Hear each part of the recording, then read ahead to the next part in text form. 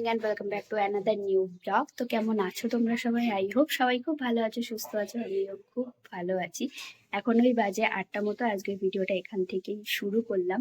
আর আজকে যতটা হাসি মুখে আমি ভিডিওটা শুরু করছি, কিন্তু একদমই খুশি আমি নেই, কারণ আজকে মনটা খুবই খারাপ। কারণ আজকে হাজবেন্ড চলে যাবে, একদমই কম টাইমে ছুটি নিয়েও এসেছিল। আর কিভাবে যে দিনগুলো চলে গেল বুঝতেই পারলাম না। আর প্রত্যেক দিনের ভিডিও তোমাদের সাথে শেয়ার করা হয়নি, কিছু কিছু দিনের ভিডিও তোমাদের সাথে শেয়ার করেছি, তো সেগুলোই তোমরা দেখেছো।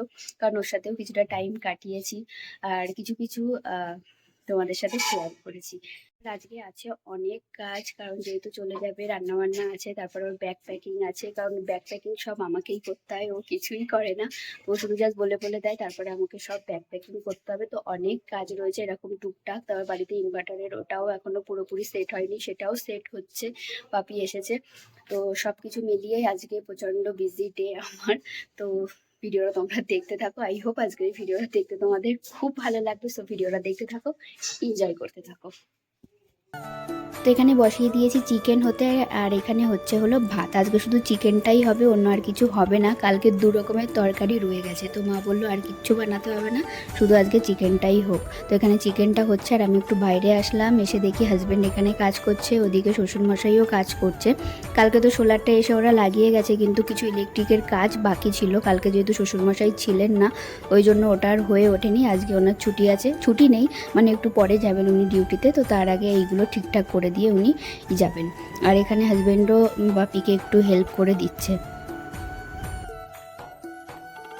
তো আমার এই শোকেস আলমারিটার ভিতরের অবস্থাটা যে কি হয়ে রয়েছে, চলো তোমাদেরকে দেখাই। তো জাস্ট অবস্থাটা জাস্ট দেখো, পুরো অগোছালো হয়ে রয়েছে। মানে এরকম কখনো হয় না আমার শোকেস আলমারিটা, কিন্তু সব জামা কাপড় এদিক ওদিক করে মানে পুরো অগোছালো। আর এখন এখান থেকে এই সেকশনটা পুরো আমার হাজবেন্ডের। তো এখান থেকে ওর সব জামা কাপড়গুলো সিলেক্ট করব, কি কি নেবে না নেবে। তো সেই হিসেবে ওর ব্যাগটাও প্যাক করে দেবো। আর ওদিকে হচ্ছে মাংসটা। এখন এখান থেকে দেখব কোন কোন জামা কাপড় ওকে দেওয়া যায়, কারণ ও একটাই ব্যাগ নিয়ে যায়, বেশি জামা কাপড়ও নিয়ে যাবে না। তো সেই বুঝে আমাকে জামা কাপড় দেখতে হবে, আর সেই বুঝেই ওকে দিতে হবে। তো আমার হাজব্যান্ড যখন বাড়িতে আসে, তখন কিন্তু কোথাও যদি আমরা যাই, তো কি পরবে, কোন প্যান্টটা পরবে, কোন জামাটা পরবে, সব কিছুই কিন্তু আমাকে ডিসাইড করে দিতে হয়। ও নিজের থেকে কখনো কোনো কিছু পরে না, আমাকেই চুজ করে দিতে হবে, সেই বুঝেই ও জামা কাপড় কিন্তু পরে। তারপরে যখন কোথাও কেনাকাটি করতে যায়, তখনও কিন্তু সেমই আমাকেই পছন্দ করে দিতে হয়, তারপরে ও জামা কাপড়গুলো কেনে। আর ও তো যখন ওখানে থাকে, কাজের ওখানে থাকে, তখন আমিই সব কিছু কিনে বেশিরভাগই রেখে দিই। তো তোমাদেরও কার কার হাজব্যান্ড এমন অবশ্যই কিন্তু কমেন্টে জানিও। তো এখানে আমি ওর সব জামা কাপড়গুলো বার করে দিয়েছি, এখন ও দেখবে কোন কোনগুলো নেবে না নেবে। তো সেই বুঝে তারপরে ব্যাগটাও গুছিয়ে দিতে হবে। এই যে পতিদেব আমার বসে বসে মোবাইল ঘাঁটছে, যেটা ও সবসময় করে থাকে। এই যে পতিদেব, আর এই যে সব জামাগুলো সিলেক্ট করে নিয়েছে, এই জামাগুলোই নিয়ে যাবে। এখানে ব্যাগও বার করে নিয়েছি, আর যা সব জিনিসপত্র নিয়ে যাবে সবই বার করে এখানে রেখে দিয়েছি। এখন ব্যাগের মধ্যে ঝটাপট জামা কাপড়গুলো ঢুকিয়ে দিই।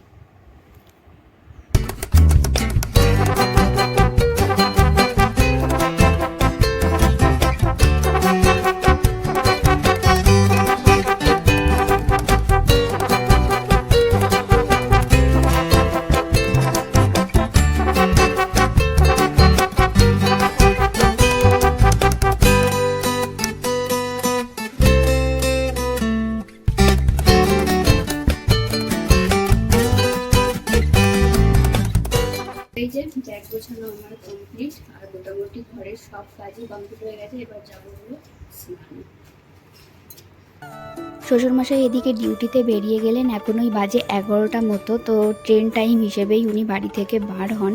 তারপরে আর কোনো ভিডিও করিনি, কারণ প্রচণ্ড ব্যস্ত ছিলাম, আর ভিডিও কোনো করিনি। এখন ওই বিকেল 4টে মতো বাজে। তো হাজব্যান্ড ওদিকে খাচ্ছিল, উপরে মিস্ত্রিরা কাজ করছিল, তো ও খেতে পারিনি, তো এখন গিয়ে ও খাচ্ছে। আর এদিকে আমি বানাচ্ছি হলো রুটি, হাজব্যান্ড নিয়ে যাবে ও রাত্রের টিফিন এটা, আর অন্য কিছু নেবে না বললো, তো রুটি করে দিচ্ছি। আমি এদিকে রুটিটা বেলে দিচ্ছিলাম, মা ওদিকে সেঁকে নিচ্ছিল। আর চিকেনটা তো আছেই, চিকেনটা দিয়ে দেবো। আর আমার পিছনে লাগছিল প্রচণ্ড আমার হাজব্যান্ড যে তোমার রুটি গোল হবে তো, রুটি পারবে তো, তো এইভাবেই আমাকে জ্বালাচ্ছিল। তো রুটিগুলো হয়ে গেছে, এখন এখান থেকে রুটিগুলো প্যাক করে দেবো। তোর কাছে শুনে আসলাম, বললো 4টে নেবে, তাও আমি আরও 2টো এক্সট্রা দিয়ে দিয়েছি, কারণ দিলে নষ্ট করবে না। 4টে দিলে 4টেই খাবে, আমি একটু 6টা দিয়ে দিলাম, তো 6টাই খেয়ে নেবে, নষ্ট করবে না। তো একটা কন্টেনারে রুটি দিয়ে দিয়েছি, আমি ফয়েল পেপারে দিই না, আমি এইভাবেই কন্টেনারের মধ্যে দিয়ে দিই। আর একটা কন্টেনারে মাংসটা দিয়ে দেবো, যেটা সকালবেলা বানিয়েছিলাম, তো ফ্রিজে রাখা ছিল, অতটা নষ্ট হয়তো হবে না, কারণ ও রাত্রের মধ্যেই খেয়ে নেবে, সকাল পর্যন্ত আর রাখবে না। তো সেই জন্যেই দিয়ে দিচ্ছি কন্টেনারে। আর ওকে বলেও দিয়েছি তাড়াতাড়ি যেন মাংসটা খেয়ে নেয়, নাহলে যা গরম পড়ছে হয়তো নষ্ট হয়ে যেতে পারে। তো এখানে রুটি আর মাংসটাও আমার প্যাক করে দেওয়া হয়ে গেছে। আমার হাজব্যান্ড প্রতিবার যাওয়ার সময় এই একই কাজ করে, ওই একটা ব্যাগের মধ্যেই সব কিছু নেবে, আর যেটা আমি করব না। কারণ তোমরাই বলো, এই একটা ব্যাগের মধ্যে কি সব কিছু আসে? জামা কাপড়, খাবার দাবার সব কিছু কি আসা সম্ভব?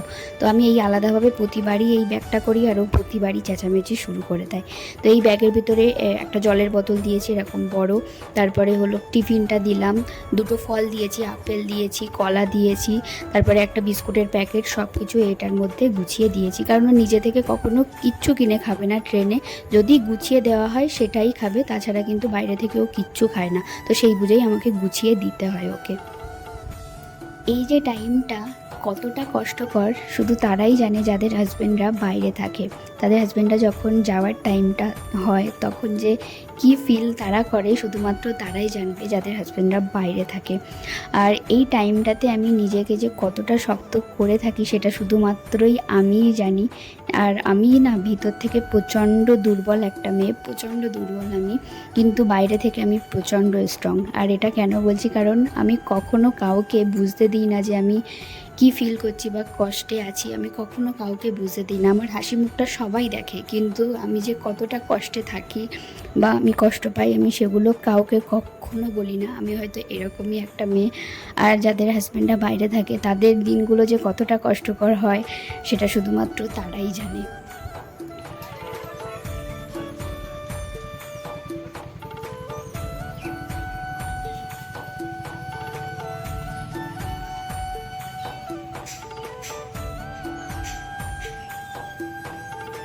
নিজেকে অনেকটা স্ট্রং করে কাজে লেগে পড়েছি। এখানে 2 প্লেট মিষ্টি সাজিয়ে নিয়েছি, আর এই মিষ্টিগুলো দেবো হলো মিস্ত্রিদেরকে। উপরে মিস্ত্রিরা কাজ করছিল, যে সোলারটা লাগানো হয়েছে সেই সোলারের নিচে গাঁথনি করা হচ্ছে, না হলে সোলারটা ঝড় বৃষ্টি যখন হয় তখন একটু ভয়ের একটা সম্ভাবনা থেকেই যায়, ওই জন্য ওর নিচে গাঁথনি করা হচ্ছে। তো সেটাও তোমাদেরকে পরে দেখাচ্ছি, এখন যেহেতু ওখানে কাজ হচ্ছে তো ওখানে তো আর ওখানে গিয়ে দেখানো যাবে না, তো ওটা কমপ্লিট হয়ে যাক তারপরেই তোমাদের সাথে শেয়ার করছি।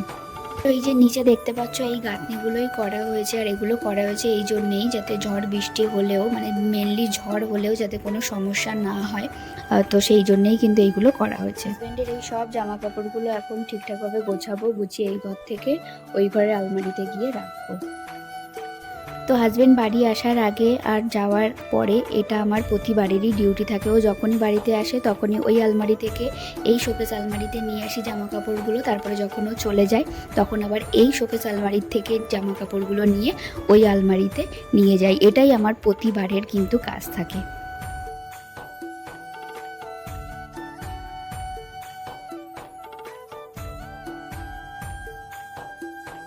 ডিভাইড করে রেখে দিয়েছি, এখানে সব প্যান্টগুলো রয়েছে, এখানে সব, এখানে গেঞ্জিগুলো আছে, আর এখানে সব টি শার্ট আছে।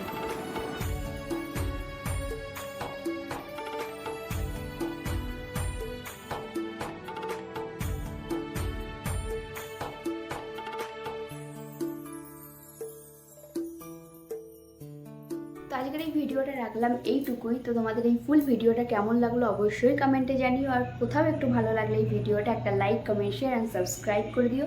সবাই খুব ভালো থেকো, সুস্থ থেকো, দেখা হবে নেক্সট ভিডিওতে। ততক্ষণের জন্য টাটা।